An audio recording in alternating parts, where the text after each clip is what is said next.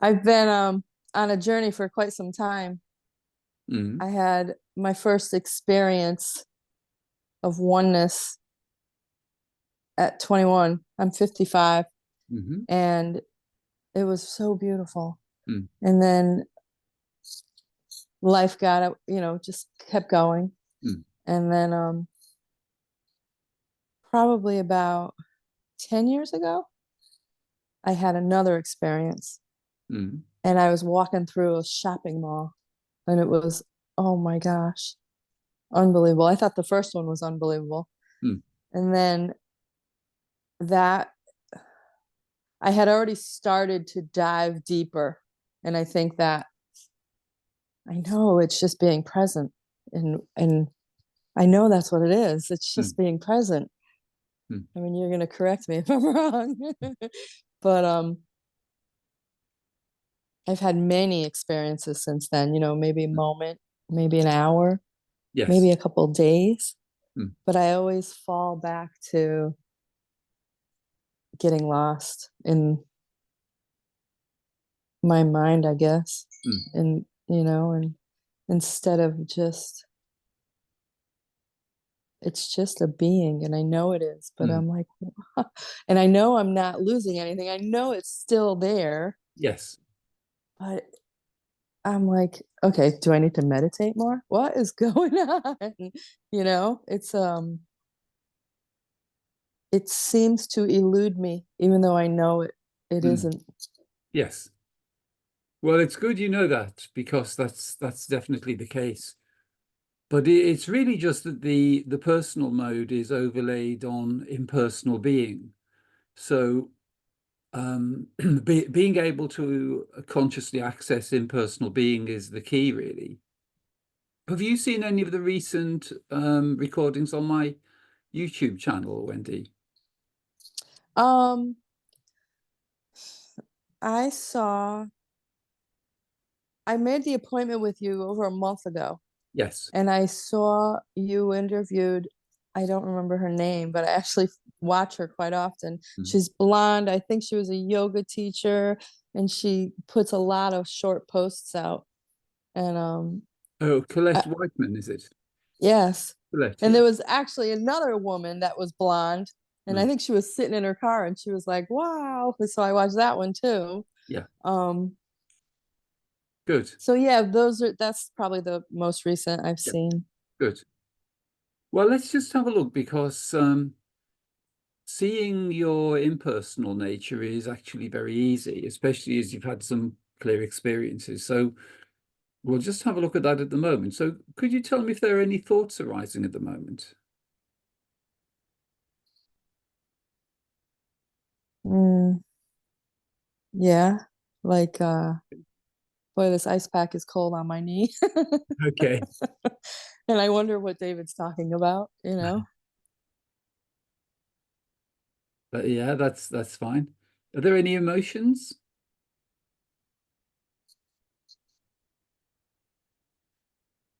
Perhaps a little apprehension. Okay, Not a lot though. good. So if we take those examples, then we can experience them either in a personal mode, which is the way we've been conditioned, or we can experience them as impersonal being. And it's in that distinction that we can see that the beingness never goes away. It's just that the personal mode is either available or we can just rest as impersonal being. So if let's take the example of the ice pack on the knee. So the normal way to experience that, the sort of conditioned way, would be to say, oh, I can feel the cold of the ice pack on my knee. But we can experience it from impersonal being, which we can do by just changing the language, because it's really always beingness and awareness, which is aware of everything. It's made to seem as though it's Wendy who's aware, but actually it's always impersonal awareness, impersonal being. So if we just look at the example of the ice pack on the knee, then we could just say there is effortless impersonal awareness of the ice pack on the knee. So it's using words which don't include I, me, or mine, or our name, because then we can experience it as impersonal being. So can you see that it's impersonal? Can you see the distinction that there is impersonal awareness? Because what you remain as is an impersonal, infinite field of awareness. It's like an ocean within which all experiences arise. So one of the forms within that ocean is the body mind of Wendy. And there is effortless impersonal awareness of the body mind sitting on the seat, of the ice pack on the knee, of the screen of the iPad, of the conversation. And effortless awareness is just aware of all of it. And it's just this open, neutral field within which the forms appear. And we can consciously function from impersonal being rather than adopting the personal mode, which is the conditioned mode. So it's a conscious choice. Yes, it is. So when Wendy was a small child, before the age of 2 probably, then that's how life was experienced, because from birth to about the age of 2, the mind and emotions haven't really been installed. They're in the process of being installed during that period, but until around about the age of 2, they're not really fully accessible. So we just experience as this open field of awareness. So there would just be awareness of the forms arising effortlessly in that moment. So the main thing to know is there's no judgment, there's no comparison, and there's no emotional turbulence either. So it would be just emotional neutrality, because the emotions haven't been turned on. And then there would be just the forms appearing effortlessly. So there could be the sound of rain falling, or there could be the taste of food, or the sound of a TV, or the sound of your mum, or the sound of wind in the trees, or birds singing. So those forms are just arising in impersonal awareness. And impersonal awareness is an infinite impersonal ocean within which everything appears. So all universes appear within that. So when we experience consciously in that way, we can begin with things like thoughts and emotions, which are normally associated with personal experience, but we can experience them impersonally. So we just say there is effortless impersonal awareness of thoughts appearing, and then effortless impersonal awareness of emotions, and then effortless impersonal awareness of the body sitting in the seat. And then it becomes habit. Yeah, well, it becomes a conscious option because it's energetically neutral. So the personal mode is something which is available to us still. So, if Wendy meets up with friends or family members, then they speak to you as though you are Wendy, and then you respond, as though you are. But certainly just being alone, it's really effective to become familiar with impersonal being, because it's always here, and it's the most restful way, because we're not charging the mind or the emotions with our energy, which we do in the personal mode. So it's just simply seeing that in any moment, because it never actually goes away. So we experience like that when we're really young, but then as life goes on, it's always present. As you said earlier, that it doesn't go away. but it's the impersonal, effortless being, which is always just here, and it's always available, and it can be known directly, and it can be experienced directly. And then so what becomes optional is engaging the personal mode. So we engage the personal mode when we need to, if we go to the supermarket, or if we have a conversation, or if friends call by.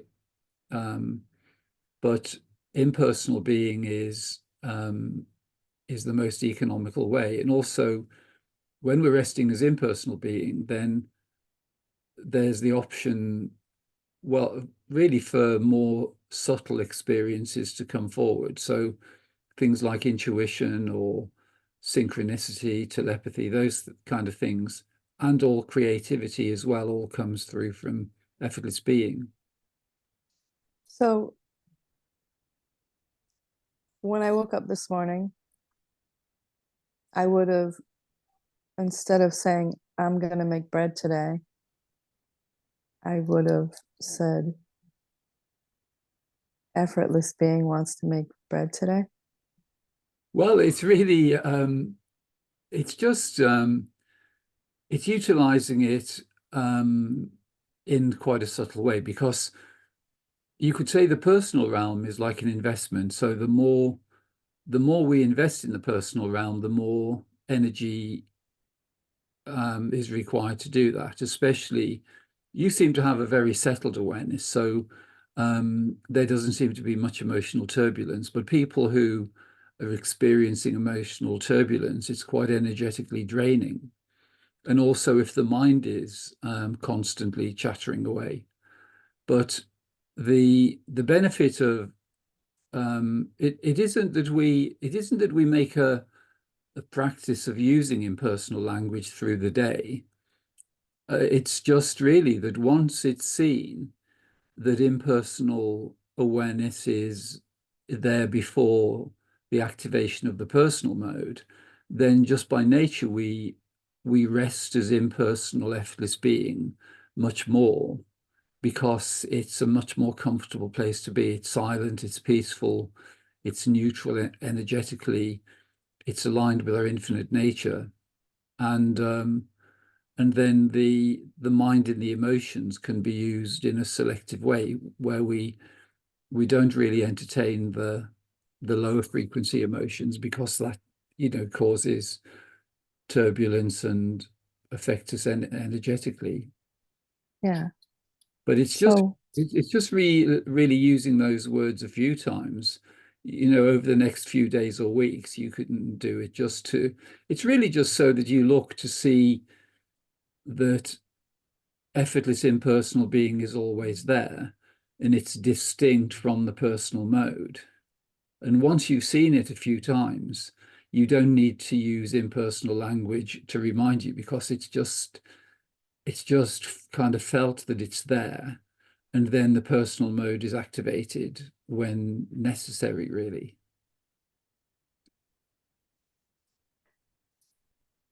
so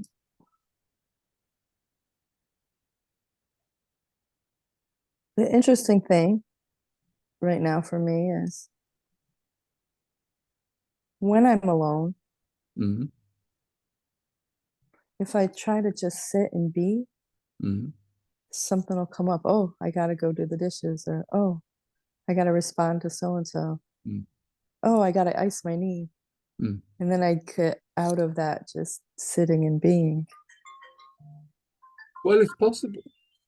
So, Okay. It's possible to rest as effortless being even when there's activity. It's really to do with the way we experience. So the activities you mentioned, they can just be carried out with non-resistance. So if it's necessary to ice the knee, or do the dishes, or to clean, or whatever is necessary, it's just that you can rest as effortless impersonal being, and those activities tend to flow more easily and require less effort, because you're not personalizing them. Whereas if you're personalizing them, there tends to be commentary and some emotional reactivity. So it would be, oh, I was hoping to sit here and meditate, and now I've got to get up and do the dishes. I don't want to do that. I'd much rather sit down, and I haven't had a rest all day today, and then I've got to ice my knee as well. And it's the difference between the neutrality of impersonal being and then or activating the character in a kind of personal sense. And it seems, you don't seem to be someone who is running a big story around the experience of Wendy. It seems pretty quiet anyway. But it's just knowing that impersonal being is always there, and then the personal mode is optional. And because the the dualistic realm, which is a combination of the mental, emotional, and physical, is like an energy system. And the more we invest in that, then the more energetically demanding it is.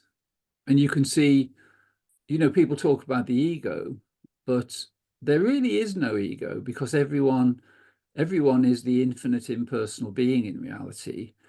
It's just that the the infinite being is like an actor, and then there's a character in the play. So you could say there's a play called The Life and Times of Wendy, and there's a character starring in that play, and you can invest as much energy and activity in that character as you wish to, but um, keeping it on quite a subtle level, which is the way it seems to be for you naturally, is much more energetically expedient. Whereas if there's a heavier investment in the personal realm, then people tend to be running a script. They tend to have emotional turbulence. They're striving to try to, plan to draw things to them, experiences or objects or whatever it is. And it's quite a heavy investment. And that's really, you could say, the size of the ego depends on the degree of investment in the personal realm. So you meet people where there isn't much investment in the personal realm, and they seem to be very light. They don't, they don't kind of try to draw energy from you or bombard you with conversation about themselves. They Mm. just they And then certain people show up and it changes, you yeah, know? yeah. Certain people show up, and they kind of demand attention because they're running a Mm. show which is energetically very demanding. So not only are they having to fuel that with their own energy, they want to utilize yours as well. So they demand your attention and your time, and Yes. drawing on your energy, and you can feel it. It's like they're like little vampires running around the place. Mm-hmm. Yeah. And I'm very much a homebody. I keep to Yes. myself. Yeah. Life is good with my dogs, in my Great. garden.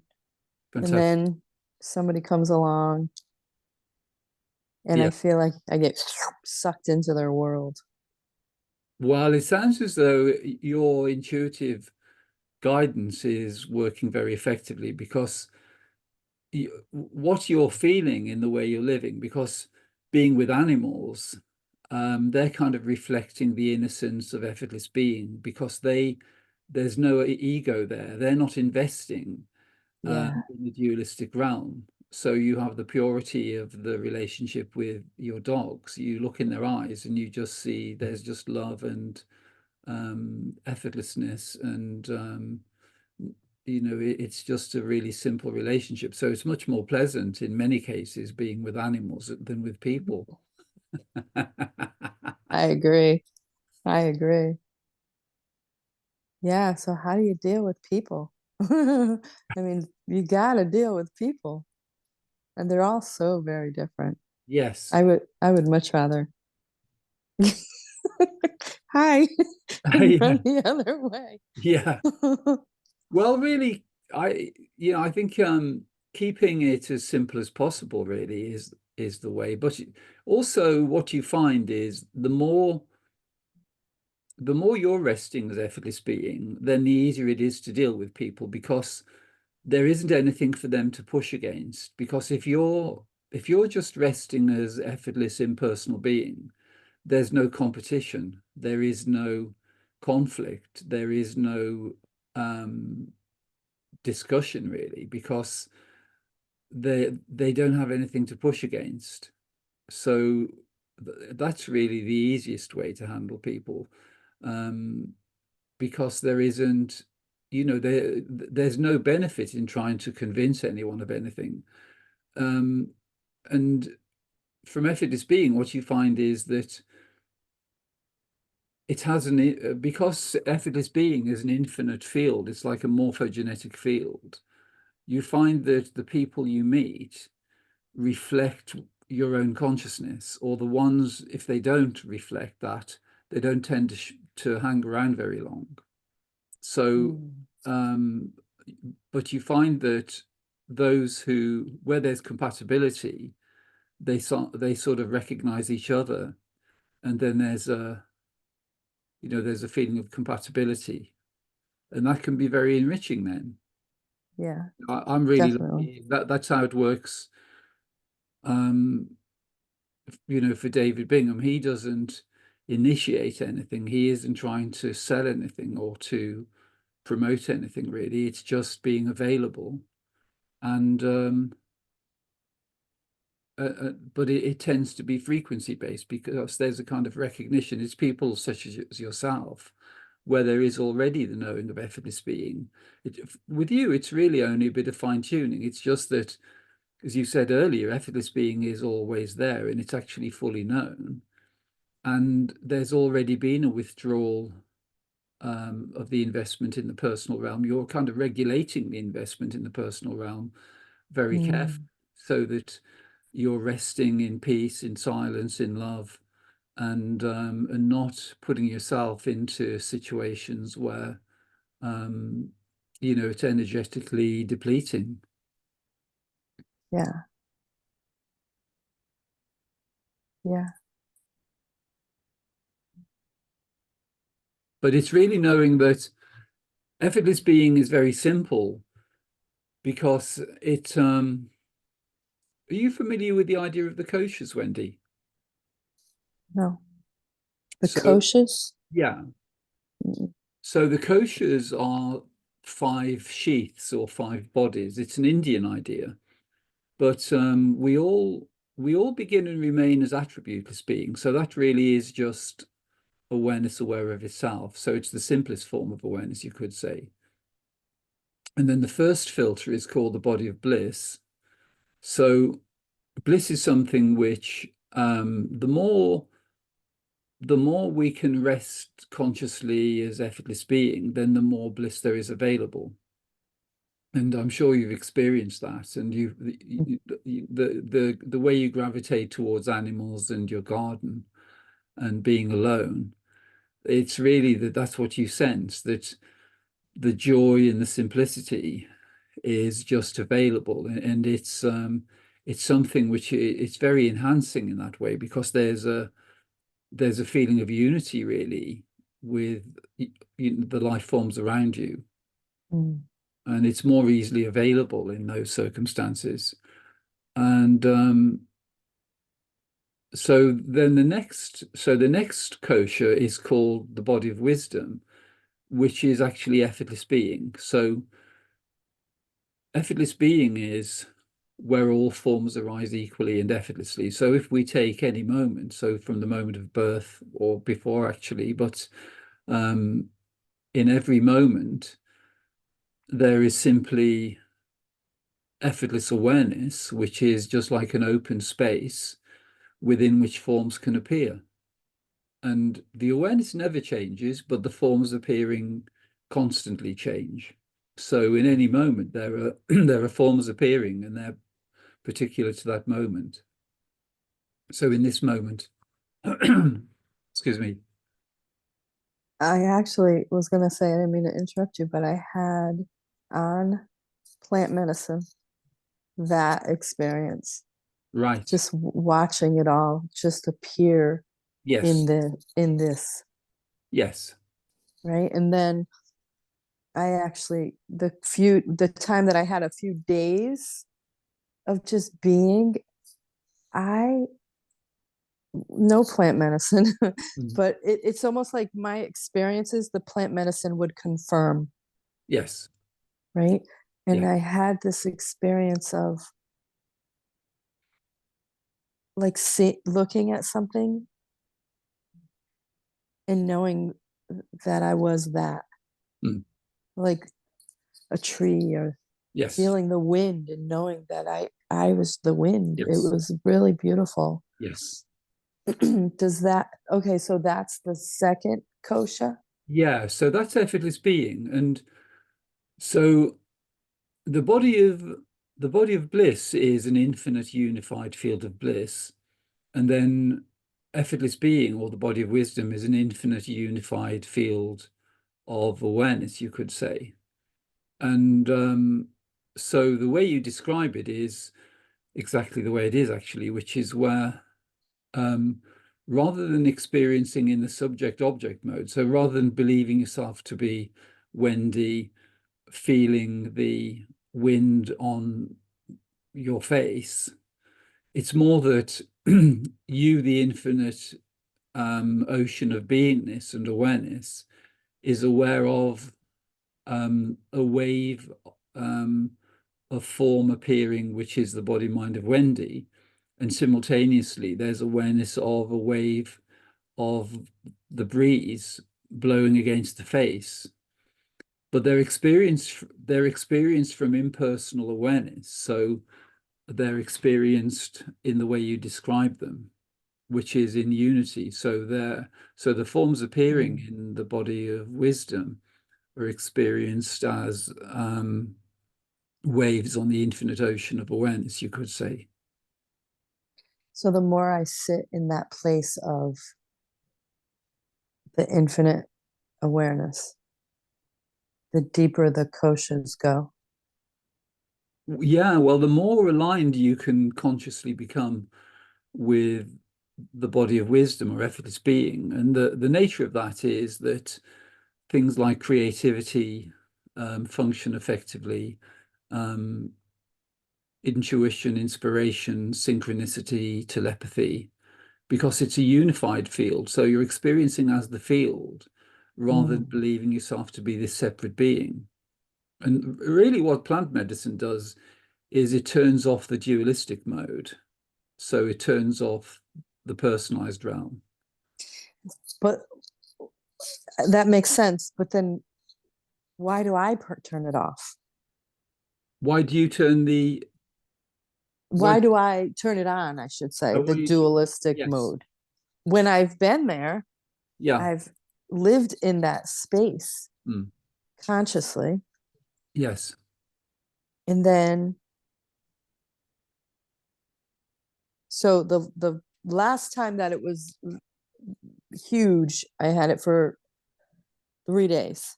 Mm. And then my niece came over and all her drama Yeah. and her 8-year-old Mm. full of excess energy. Yes. And I just, so it was a conscious choice to turn duality back on. Well, it wasn't so much a conscious choice. It's just that it was a sort of conditioned response Mm. because the dualistic realm. So the dualistic realm is the last three koshas. So from the body of bliss, which is number one, to the body of wisdom, which is number two, effortless being, to number three, which is the mental body, and then number four, which is the emotional body, and number five, which is the physical body. So effortless being relates to the causal realm. The mental realm relates to the astral realm, the emotional realm relates to the etheric realm, and then there is the physical realm. So all the conditioning we have from birth is designed to make you believe you really are this lady called Wendy, existing in time and space. You have the family members, the life experience, you live in this locality, you have these personal attributes. So all of that is reinforcing the personal realm of experience. And the reason it's reinforced and the reason we're kind of conditioned into it is because it's a kind of energetic construct. It's independent of unity. So the body of bliss and the body of wisdom remain aligned with God or the infinite being, which is unity consciousness. And then there's the dualistic realm, which is a combination of the mental, emotional, and physical. And that is a separate operating system, really. It's an energy system, and it's something which we've been conditioned to sort of function in and to invest our energy and identity into that realm. So But it's separate, but it's not separate.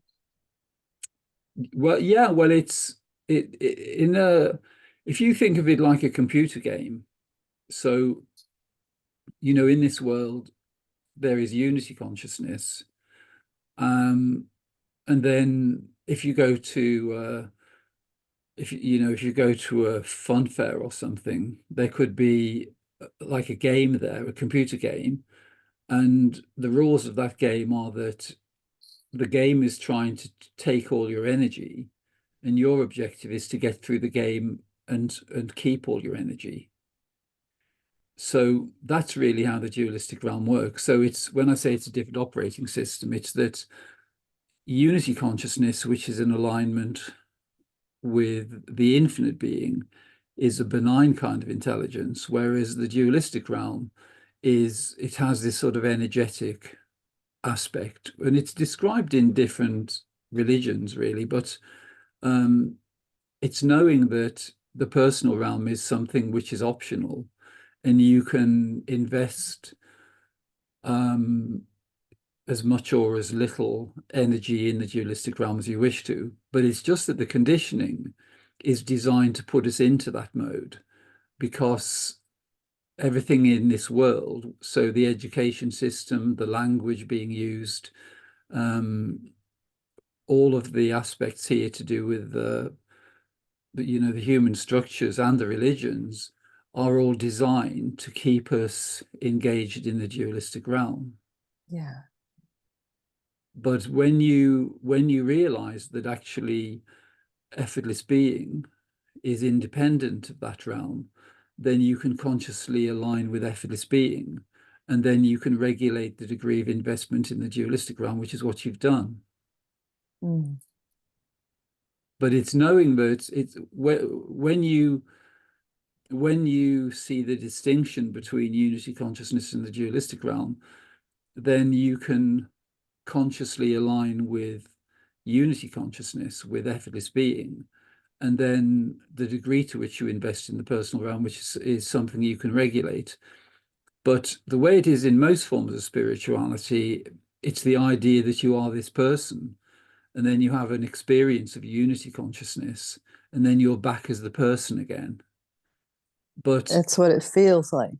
and that's how well that's how we're conditioned to believe it to be, but that isn't actually true, because we're actually always resting as effortless being, and the personal mode is available.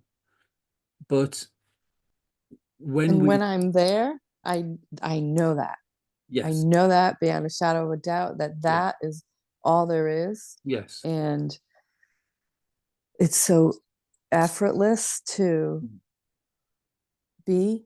yes, And literally that's all there is to do is be. yes, yeah, Oh, and I it's don't think I've ever really said that before, but yeah, like that's all there is. Even if I'm doing the dishes, exactly, the being I'm is just just there. doing the dishes. Even if your niece, and her child come to see you, then that also can be experienced in neutrality, and it can be experienced in a way which is um, fairly light. So one of the things we tend to do, because as you say, our true nature is always present.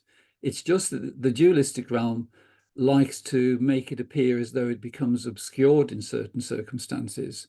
And what it Mm. does is it tends to give people a glimpse of an experience of unity. And then that sets up a kind of pendulum effect where they're swinging between identification with individuality and then trying to get back to unity. But that actually keeps the whole dualistic game going, because you're saying, oh, I don't want to be here doing the dishes, I'd like to be resting as effortless being. But um, when we realize that effortless being is always there, um, then we can embrace every kind of experience, whether it's washing the dishes or having a noisy family member show up or whatever it is, because we can just remain in neutrality. And it's something which we don't need to be disturbed by. And it isn't something where we need to be setting up a kind of dualistic view of, something which is desirable and something which is undesirable, because the more we see they're just forms arising within the field of infinite awareness. So, having someone show up where they're quite demanding of your attention, um, it's just a little wave. They might be with you having a cup of tea, or you might have invited them for the day, but um, you know that it isn't going to be forever, and you kind of Mm. regulate it. So um, you tend to be able to you tend to be able to experience things in a smoother way, really, because you haven't, it tends to be when you're functioning from effortless being, it tends to be that you're just kind of available, and you don't really have much agenda of your own, because you're not trying to go out and have particular experiences or anything, because you're just being. That's interesting. So I must spend more time there than I realize because I don't pick up the phone and call people. I don't initiate things, No. and but my girlfriend was just here the other day, which is a a friend who I feel like I'm in that space when I'm with. Yeah. And then my niece will call and I can be neutral, Mm. I guess. It's the what's the right word? It's the I guess it's very diverse. Even though Yeah. I do what you're saying, and I just kind of live my life and then everything happens out there Mm. and it comes to me Yes. Yeah. and I deal with it as it comes and then it goes.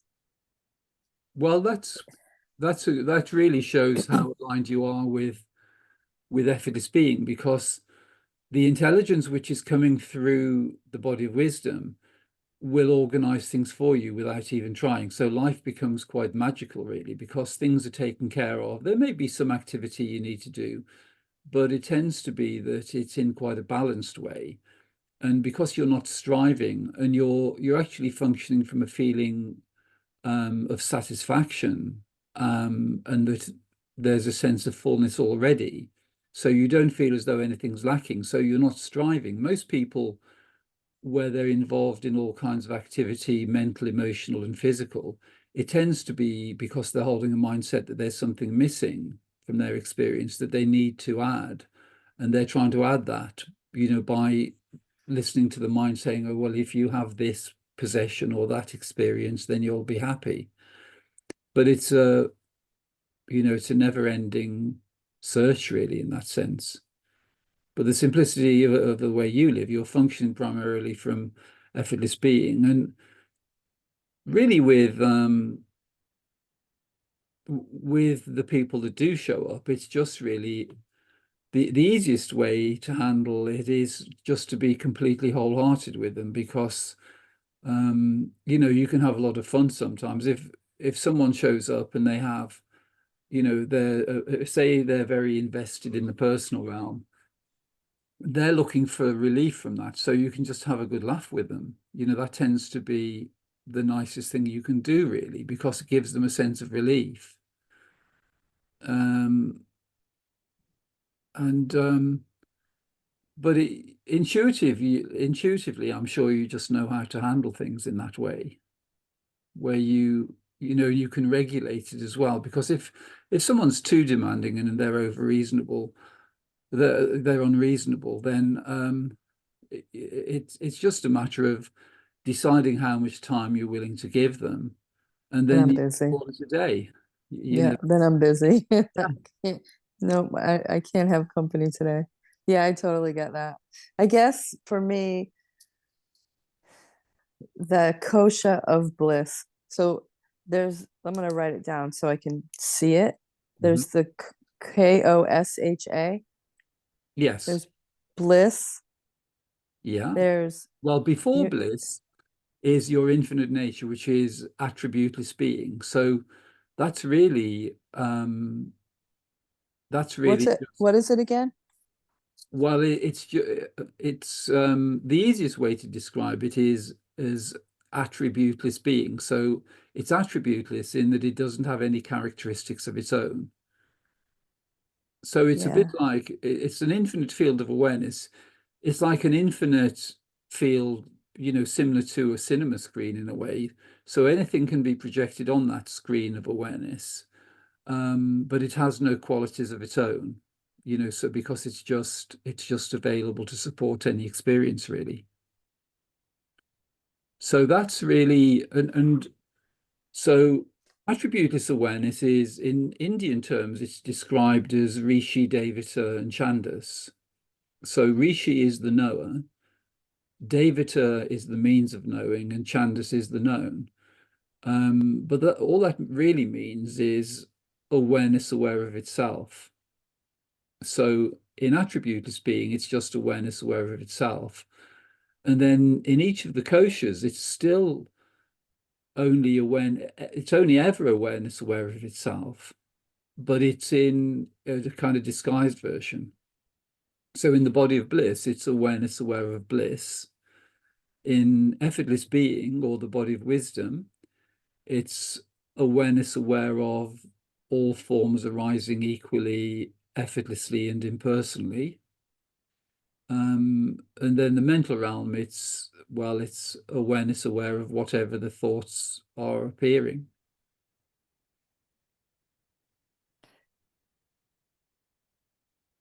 But if quite a simple example of a disguised version would be the one I use quite a lot is, say, when Wendy is having a cup of tea.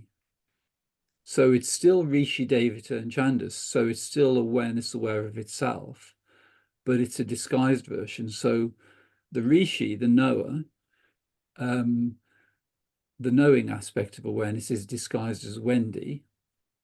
And then the means of knowing, which in attributeless awareness is just awareness, that's disguised as the sense of taste. And then what is known, rather than simply being awareness, is that the taste is the tea. So it's still awareness aware of itself, but it's disguised as Wendy having a cup of tea. And Oh every wow. and so everything remains as that. Whatever the experience is, it's always Rishi, Devata, and Chandas, the knower, the means of knowing, and the known. Wow. And so I'm like floating in between them all and trying to grab a hold of one of them or another one of them instead of just allowing myself to float amongst them all. Does that make sense? Yeah. Well, it's knowing that you remain the one to stabilize really is effortless being because um attributeless awareness is really only available in the deep sleep state. So wherever there's form appearing, so even in even in the dream state, there are forms appearing, and in the waking state, there are forms appearing.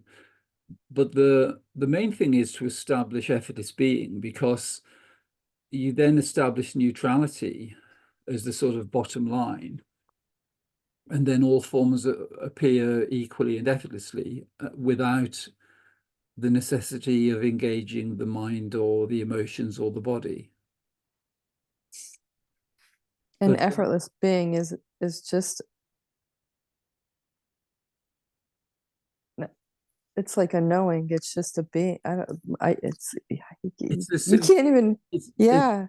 well, it's just being is effortless. So if you take if you take the idea of a human being, so on the one side of it, there's the human aspect. So the human aspect is appearing within the dualistic realm. So that's a combination of the mental, emotional, and physical.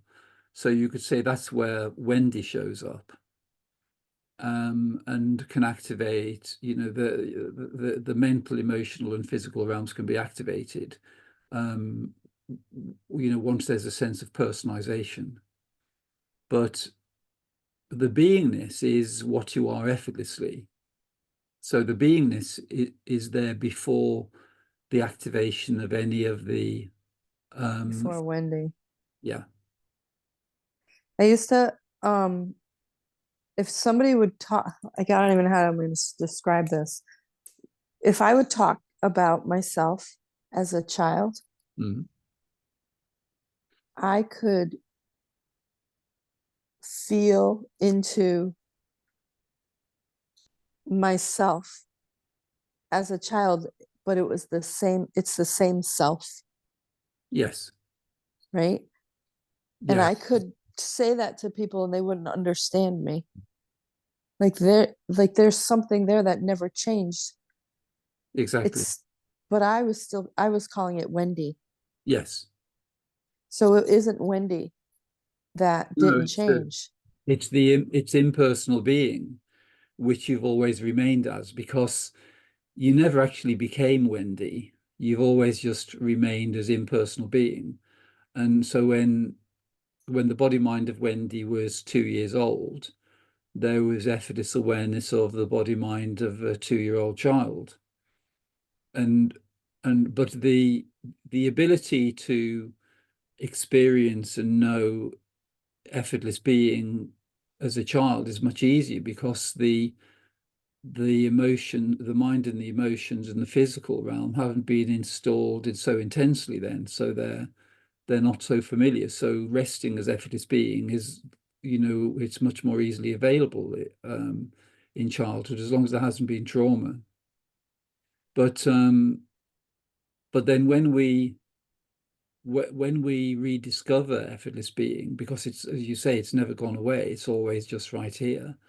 Yeah, And there's like a recognition, a familiarity yes, to that's the same. Like, as much as I've changed over the 55 years, there's just something that, an the being, essence. yeah, it never has. And it's because you never became Wendy. You just remained as impersonal, effortless, timeless being. It's just that there's this character in the dualistic play called Wendy, and you can utilize that realm and experience it fully, but you never became that. And so the sense of beingness and the sense of existence, which is present in this moment, which we've been told is the presence of Wendy, that it's, or the existence of Wendy. So that's really tangible sense of existence, which is in this moment, which everyone has told you is the existence of Wendy, never was the existence of Wendy. It was the existence of the infinite being. And so when you look back and remember childhood, and you remember that actually the sense of effortless impersonal being was very easily available then, it's because it's actually the same and it's timeless. It's only everything about, for instance, the aging process of the body and the way the body grows and develops. All of those devices they're actually designed to make it seem as though there is such a thing as time, and it's time's going by, and that's why the body is getting older. But it's the opposite, really, which is you rest as effortless, impersonal, timeless being. That's the only place you can ever be. But then the structures in the dualistic realm are designed to make it seem as though there is such a thing as time, when really there isn't. It's just it's built in. Everything, all the changing aspects are all built in. They're like the aspects of a movie, the structure of a movie, to make it seem as though action's happening, time's going by. Or Wendy, she's getting a bit older now. But it's all a bit of a joke, really. Yeah, when you sit in effortless being, it really is, isn't Mm.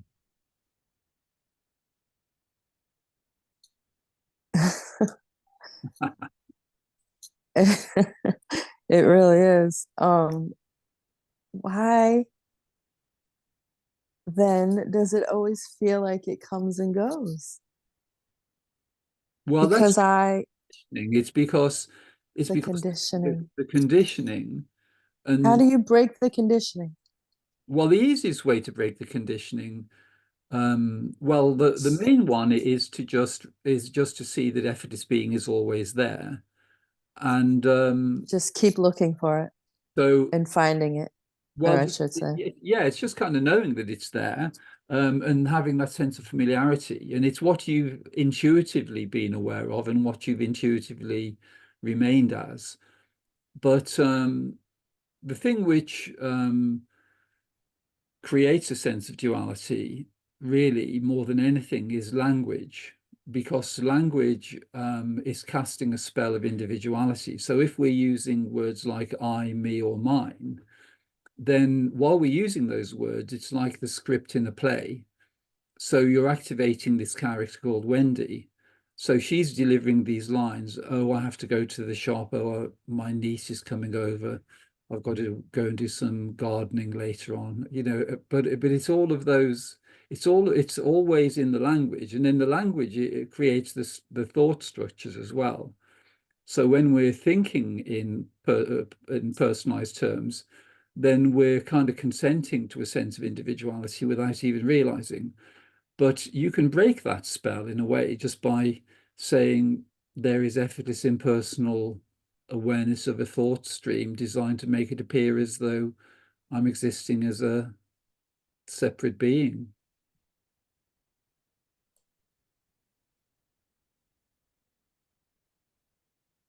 Yeah.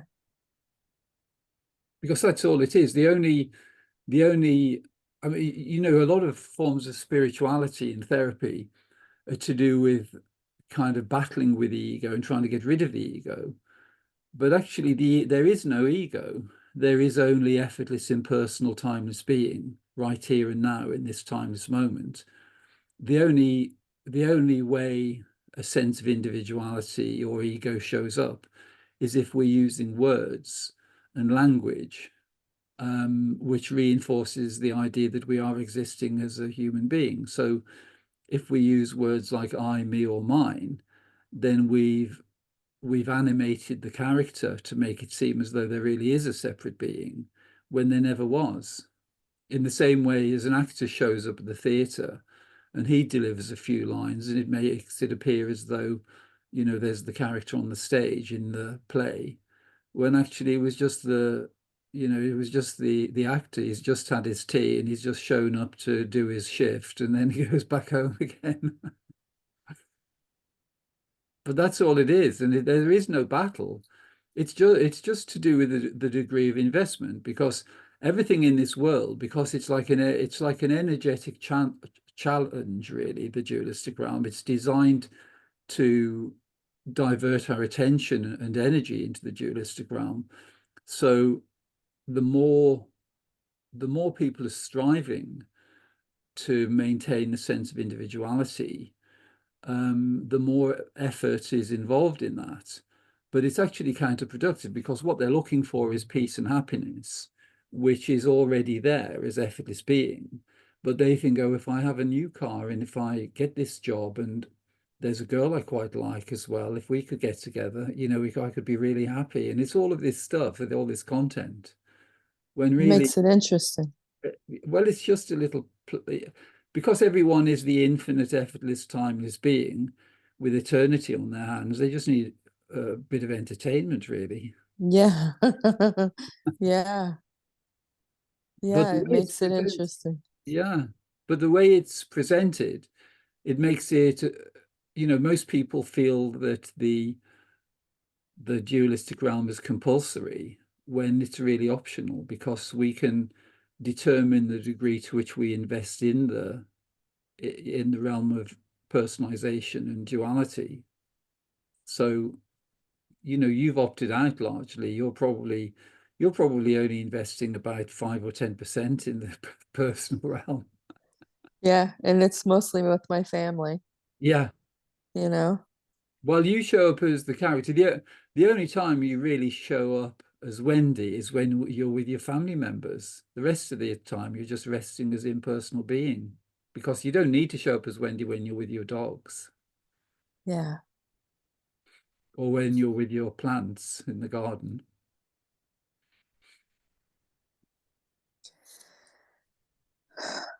Well, this is interesting. I've been spending most of my time there, and I have a very, life is good, I should say like that. Wendy appears to have a really good life. Mm, mm. Well, that's the nice thing. When there's clarity in the distinction between impersonal being and the personal realm, then the personal realm can be lots of fun because we can experience it selectively. So everything that's to do with love, dualistic love, so love for, everyone around you, that can be really enriching and, a sense of compassion and unity that can, and just really having a lot of fun. All that is available in the dualistic realm. So you don't need to get rid of it. It's just that you don't entertain the aspects which result in a sense of contraction. So, the Mm. emotions, the low frequency emotions, create a sense of contraction. But the more familiar you become in functioning from effortless being, then the lighter the personal realm is, and the more joyful and loving and compassionate it is. And so it's just experienced in a completely different way.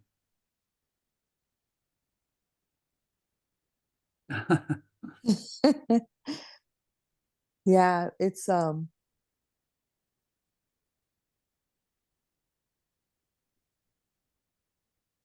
there's like more space. Mm, mm. Does that make sense? Yeah. When I just sit there, when I'm in that right where I'm at right now, Mm. it's almost like I can hear me here. Yes. I don't know it's so hard to even explain. There's more. You could use words to describe it there. So there is an open space of impersonal, effortless awareness within which words are arising to make it appear as though there's a person called Wendy existing separate. Oh, wow. Yeah. I'm going to have to practice that, recognizing when I identify Well, with the Wendy. language makes it much easier to disengage the sense of personalization because it's only the language. What makes it easier? Well, using impersonal language enables you to see it really clearly. And if ever you need a reminder, then you can just use impersonal language. What we tend to do is there's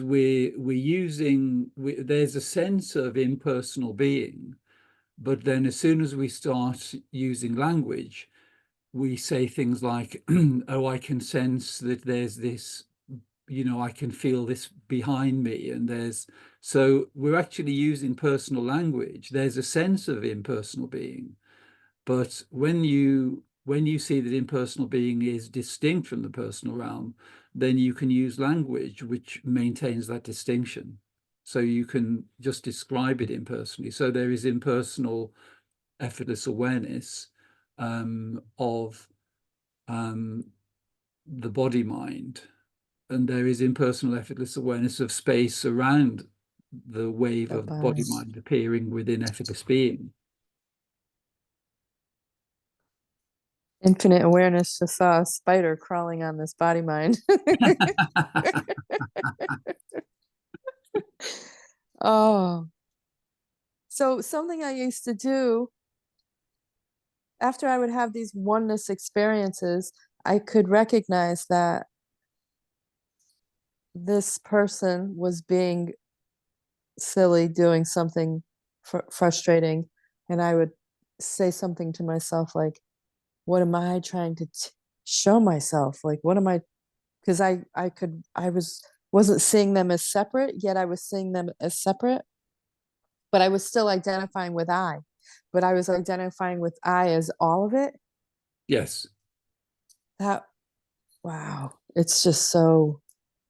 Mm. So don't even do it that way. No, because the clarity in making the distinction between the personal realm, because you can recalibrate everything to do with the mental, emotional, and physical realm from effortless being. Because so if Wendy is, behaving in a certain way, then or for anyone really, the way to kind of unravel that or to just withdraw energy from that is to see it impersonally. Whereas um, in the personal realm, when we try to do that, it tends to give rise to a sense of either frustration or blame or guilt or something. Oh, I shouldn't have said that. I wish I didn't do that. I wish I, but it's still maintaining the personal realm. Yeah. Whereas if we, but it's being kind to oneself as well, because the impersonal being never becomes the character. And with each of us, there are certain slightly funny modes of functioning, but it isn't necessary to condemn us, condemn the sort of individual mode of experience for that. So you just kind of set Wendy free to do what she does, and not feel guilty about it, Mm. because we reactivate the energetic or the dualistic realm through personalization. Oh, I wish I didn't say that, and then it's, a feeling of guilt. Oh, I'm not going to do that again. I'm not going to say that. I wish I hadn't said that. Yeah. Whereas the body mind really is the dualistic realm, and the character called Wendy, it is more like having a pet. You're the infinite being, and then you have this, you have a pet, that you have two dogs and a Wendy. Yeah. Yeah, it's really interesting how the point of reference can shift Mm, mm, from inside to outside. It yeah, appears to be inside. yes. Can you It's experience as a field of awareness? So if we take this moment, um, there is just effortless being, effortless awareness, which is an open space within which everything is appearing. So there's the appearance of thoughts, there's appearance of emotions, there's appearance of the body, appearance of the dogs, appearance of the furniture in the room, appearance of the view through the window, appearance of the sky, of a distant view, maybe. So all of those forms are arising within this infinite field of awareness, and you're that field of awareness, and they're like waves. So there's a distant wave which could be a distant landscape, and then there's a closer wave which could be the sound of the dog breathing, or the sound of the computer, or just seeing, a sofa or a bookcase or whatever the form is. But those forms Everything is arising equally and effortlessly, and it's all actually arising impersonally in reality. So even the thoughts, the emotions, and the body mind are all arising impersonally. It's just that we've created this sense of personalization where we say, oh, I'm the body mind, I'm the thoughts, I'm the emotions, and this is me. But actually, they're just forms or waves appearing impersonally within the infinite impersonal ocean of beingness. So one can rest as the infinite ocean of awareness within which for all the forms appear. And it's always there, it's always available.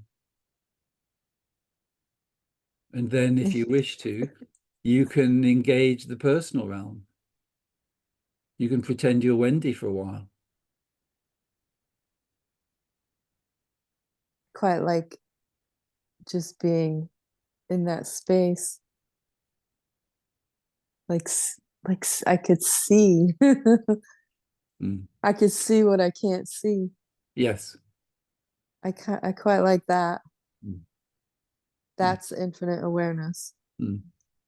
And just aware. You just took it a different step for me, because I could be in that space of awareness, recognizing all that's happening. But this is happening in this infinite awareness as well. Mm. Yes. Yes, there's the sofa, there's the computer, there's the carpet, the window, and there's the body mind as well. But actually the physical body belongs to the physical realm. And then the emotions belong to the etheric realm, and the thoughts belong to the mental realm. So they're like forms within each of those realms. It's just that we've been conditioned to put them together to make it seem as though it's the one thing, as though it's, there is this person and then that's independent, and then there are these things around which are separate. But Oh, wow. Wow.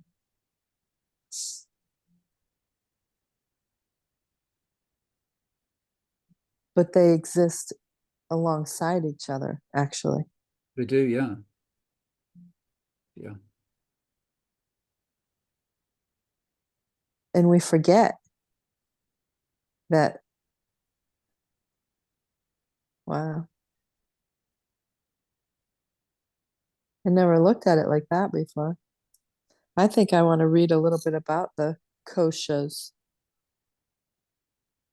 Well, there is some quite interesting little videos on my YouTube channel which explain the koshas and Oh, how okay. to utilize them in a conscious way. And then some of the conversations are about the koshas as well. If you do a search on Google for the koshas, they're listed in the opposite direction. So they the way I've explained them is that they manifest from subtle to gross. So firstly, there is attributeless being, and then the body of bliss, the body of wisdom, the mental body, the emotional body, and the physical body. But the way they're described in Indian philosophy currently is the opposite way. So they start number one as the physical, number two is as the emotional, number three is the mental, number four body of wisdom, and number five body of bliss. And then beyond the body of bliss is attributeless being. So it's making it seem as though the koshas are an obstacle to realizing our true nature, that we have to integrate the five koshas to get back to impersonal effortless being, because this world is an inversion. So it's making it seem as though we're existing as this separate human being, and then we have to try to get back to our infinite impersonal nature. But the truth is, we never left. We've been there Mhm. all along. And the projection of consciousness is in the opposite direction. So it goes from subtle to gross. So we don't have to integrate or practice anything really to realize our true nature, because it's the starting point. It isn't a destination that we reach through overcoming the obstacles in those different realms. Quite a game, isn't it? Well, as you're the infinite being, you think, well, I need to make it a bit difficult. I'm just going to turn it all upside down. That will confuse me for a while. Yeah, that's so funny. Oh my God. And it's really so simple. Mm, mm, It's interesting how it can be so simple yet not so simple, mm, you know? mm.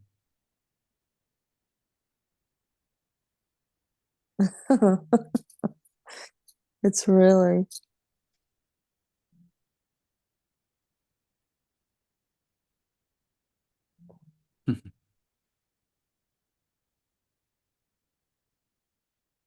I'm here more than I realize. Well, you've never left. Yes, exactly. I'm there less than I realize. How's that?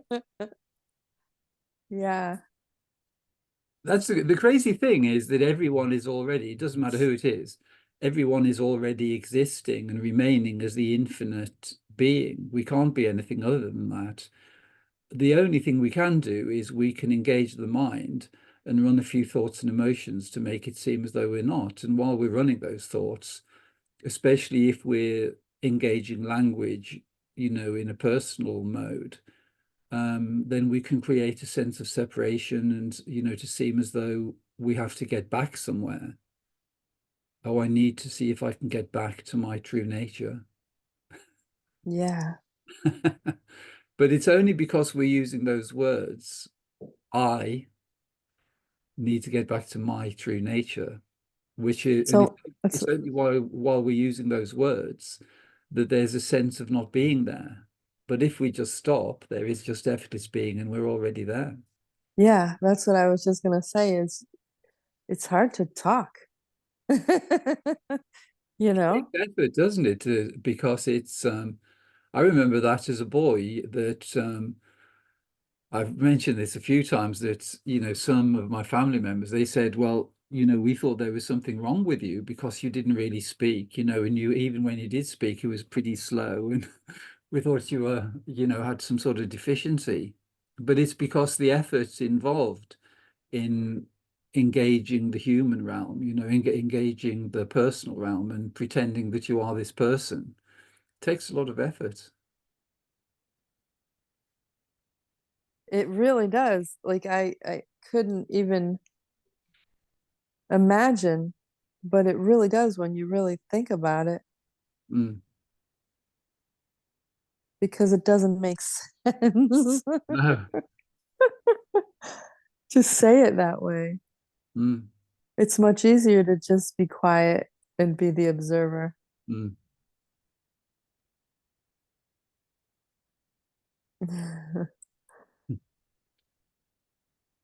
Okay, so this is going to be interesting now. I just there's it's like there's nothing to do.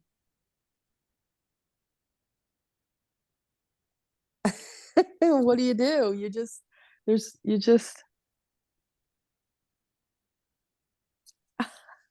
it's kind of bizarre. Is it? Is that crazy? Like, Well, you can see why the sense of creation and the different koshas became an option because where there is just impersonal, effortless being, you realize it's completely self-sufficient. There is nothing to do. But then, just for a bit of entertainment, you initially you say, well, let's just try infinite bliss. That sounds a good move. And so we experience infinite bliss for eons. And then, well, I wonder what it would be like if there were just an infinite number of forms appearing equally and effortlessly. I could experience all of those with no mental or emotional disturbance. There is just the direct impersonal knowing of that. That sounds like quite a bit of fun. We do that. And then, well, let's see about a dualistic realm. That would give us a bit of a challenge. where it seems as though we're separate, as though we need to get back somewhere. We need to find home again. But it's all a bit of entertainment, really. Yeah. Yeah, it makes it interesting. Mm,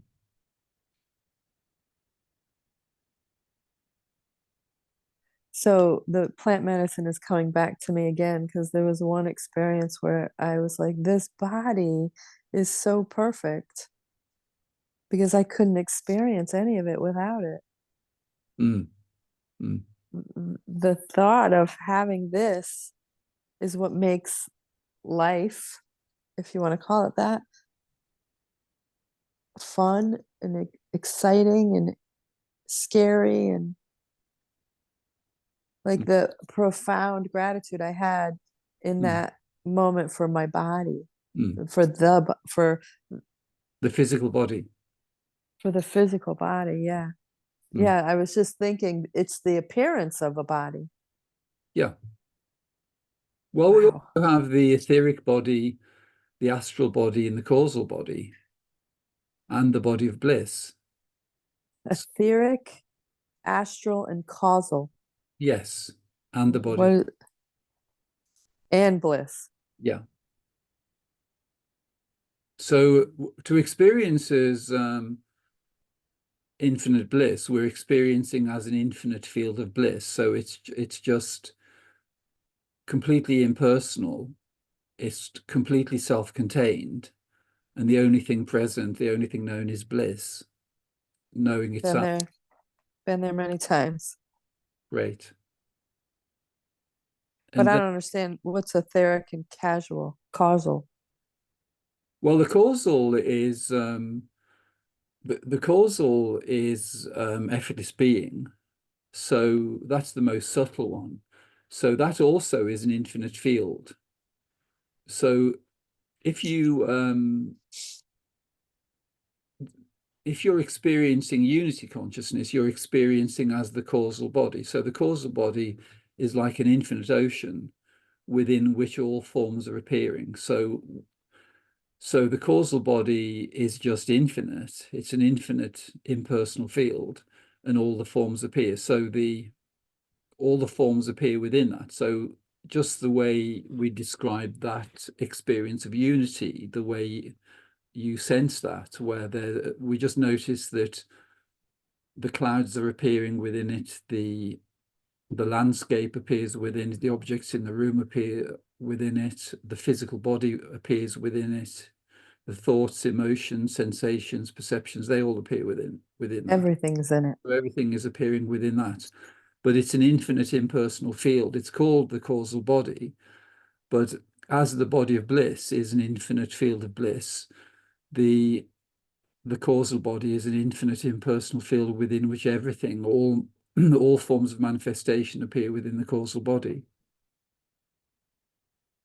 So the whole And that universe, all universes, all dimensions, time streams exist within that. and the etheric. Well, the etheric body is, you could say the etheric body is identical to the physical realm. The etheric realm is identical to the physical realm. So it's like a spirit or sort of gaseous based version of that. So when people see ghosts, for instance, they're seeing etheric bodies. And that's why Okay. sometimes when the physical body dies, um, then there isn't a recognition that there's the death of the physical body because they feel exactly the same. Yeah. Because the etheric body, which is the energetic body, is present. And so when we're experiencing emotions, people talk about the emotions, oh, I can feel it in my body. It's actually being felt in the etheric body. It isn't being felt in the physical body. Wow. And so, how do you know all this? Because you sit in that place of wisdom? Well, aligning with effortless being consciously means that it's just kind of presented to you effortlessly. Um, the seeking mode, which is present in the mental realm, gets turned off. So Mm. if we're holding the idea that there's something lacking, all the people involved in spiritual seeking, they're committed to the idea that there's something missing. They need to find it. They need to look outside, listen to teachers, and all of this kind of thing. But it's because they've consented to that. They're the infinite being. They've consented to that dualistic mode of operation. But just becoming familiar with effortless being, whatever you need to know and whatever is required just appears effortlessly before you. Effort. I was just in my mind going, it's effortless. Mm. It's effortless. Effortless being. Yeah. Mm.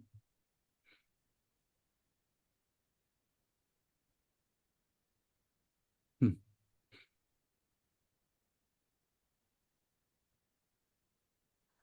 And it feels really good. Yeah. And Well, what about when it doesn't? It just doesn't. It's not like well, it's a it's your mind that would make it that it's a bad. It's just right. Does that make sense? well, what you've been able to see during the conversation is that effortless being is always available. It's there before the arising of the personal mode. Mm. So the problematic aspect of experience can only exist in the personal mode. So it's when the mind or the emotions are being engaged or the physical body is engaged.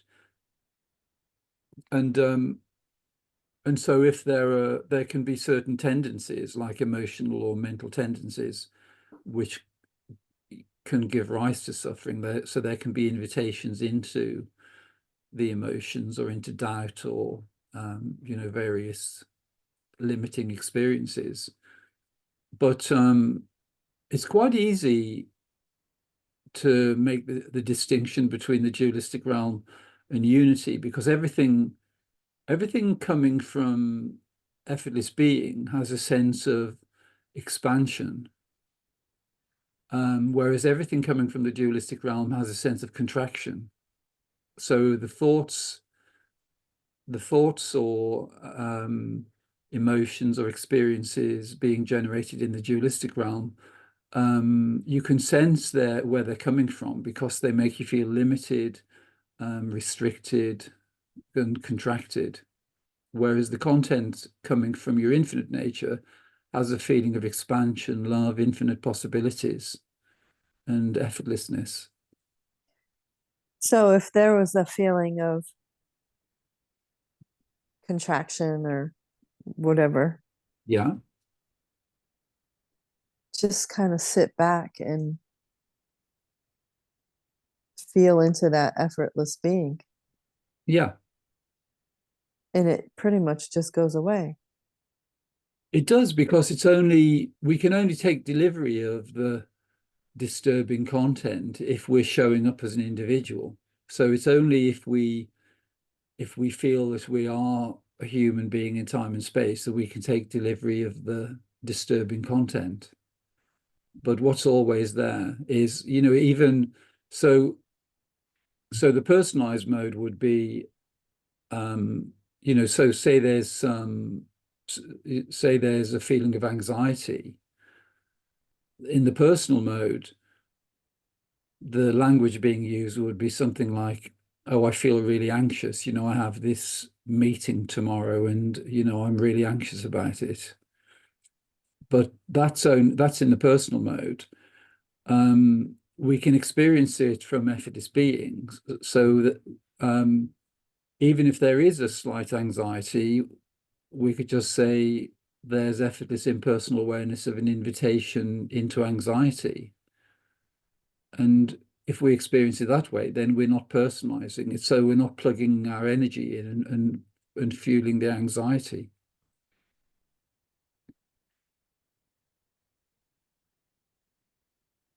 Yeah. I don't feel anxiety very often, thank God. No.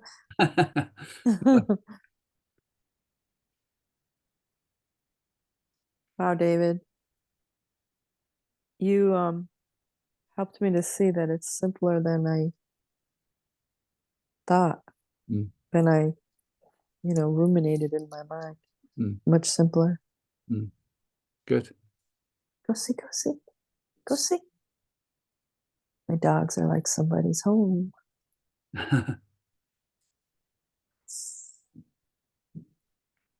Yeah, I'm looking forward to just being my little watchdog. I'm gonna look for your videos on the koshas and just watch a little bit more. Not today though. Today I'm No, just gonna be. take it easy, yeah. Mm, And it's everything will emerge within effortless being anyway, because really you can glean certain information from watching videos and things, but the most important thing is to function from your own spiritual sovereignty, which is accepting that whatever you need will just arise within you, and it's just available. And that's an easier way, really. mm. But there are certain things which can just be a bit quicker. But that's yeah, your intuition's guided you really well, and you've disconnected from most of the energetic implications of the human realm already, haven't you? So it's just a little bit of reconfiguration. Yeah, that's how I say it. Mm. I'm excited. I'm excited. It sounds funny to say it, you Well, you're know? inspired probably. It's a feeling of inspiration because you know that the possibilities are available, are much, they're more accessible and easier than maybe you'd imagine them to be. Yeah, And also to be able to share the knowledge with others as well, because um, if people show up and there's the opportunity to help free them from suffering, then that's quite a nice thing to do. and that has been happening my whole life. People come to me a lot, Mm. a lot. Yeah. And I think that was actually um, part of the reason I was able to sink back into the effortless being, Mm. so Yeah. not to get it entangled in their story. Yes. So how nice. Yeah, that's a good thing because for a lot of people, they can be hypersensitive and they can be experiencing the emotions and feelings of the other people without realizing. But Mm, it's great the way you're able to experience it, where you can maintain that distinction, because then you're not subject to that frequency. yeah. Oh, I totally hear you. Mm. The empath, they would call that, right? Mm. Yeah. And I could see that it's all arising within them. Mm. But now I can see it bigger. It's just all arising.